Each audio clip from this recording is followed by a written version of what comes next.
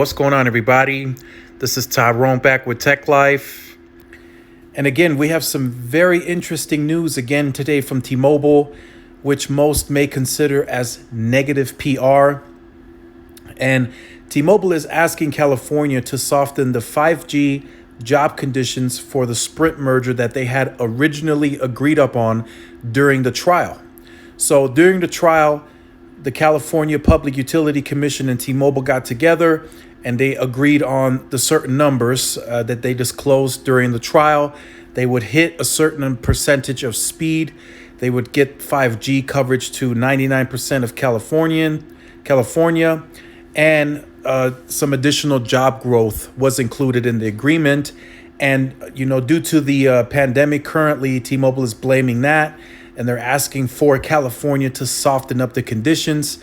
And based on this, I'm sure they are going to go to other states that they had reached agreements with, and they are also likely to ask them to soften up the conditions. Now, California is a large state, and a lot of people reached out to me shortly after the agreement went public, stating that T-Mobile couldn't accomplish this anyway. They said it would take too long, California's too big. Now, this was before the pandemic even happened. So a question for you guys on the channel now, some of you that are new, if you want to voice your opinion, did you think that T-Mobile would be able to cover 99% of the state of California by 2023, or would it take them a long time? Again, California is a large state. Even Southern California has tens of thousands of towers that need to be touched.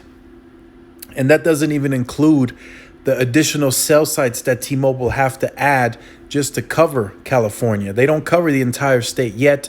There are still gaps in the rural areas that they have to cover, that they have to build, and that build takes time. You can't build a new cell site in 6 months. Brand new cell sites take anywhere from 18 to 24 months to build and then go on air. And that doesn't just include the building of the site, but that includes all the permit approvals and all that. So right now, the pandemic is on their side because some cities, local governments are closed still, and T-Mobile can't get permits approved or can't put in permits for new sites or to upgrade sites, and they're using that to their advantage. So you could say the pandemic kind of bailed them out. They were going to have to uphold this, but now they're going to try the states and see if they will soften some of the conditions. I think some states will budge because they know that nothing right now is operating normally, and they have to take that into consideration. But again, this is big. I think T-Mobile is going to try this with all the states to soften up some of the conditions, saying that it's impossible at this time because of the pandemic. And, they had to make some changes on their end as well to even make this happen. Maybe they have to lay off even more people than originally anticipated. We don't know the full outcome, and, we will see that over the next few months. But this is an indication right here. Them going to California is also an indication that they may go to New York. They may go to the state of Texas and ask them to soften up the agreement. Maybe not necessarily the agreement as a whole, but maybe the timeline to have that pushed back maybe a year or two because of the pandemic currently.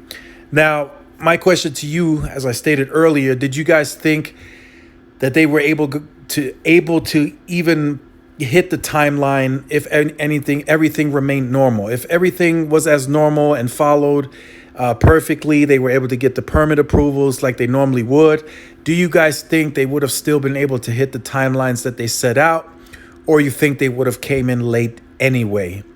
So leave all that in the comment section down below. I look forward to reading all the comments from you guys. It's been a crazy week for T-Mobile. A lot of negative PR.